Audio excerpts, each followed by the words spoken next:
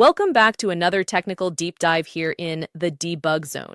Today, we're tackling a big question and breaking it down with insights from other users. Hopefully, this clears up some misconceptions and helps you get the answer you need.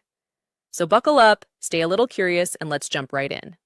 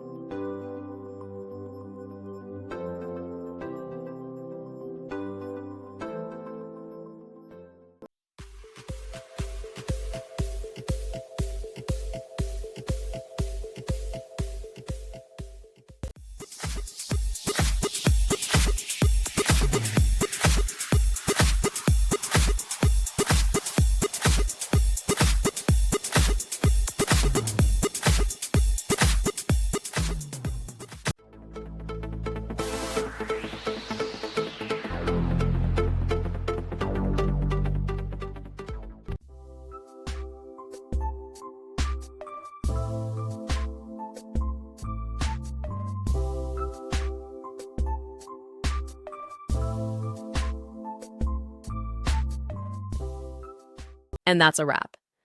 I hope you found the answer you were looking for.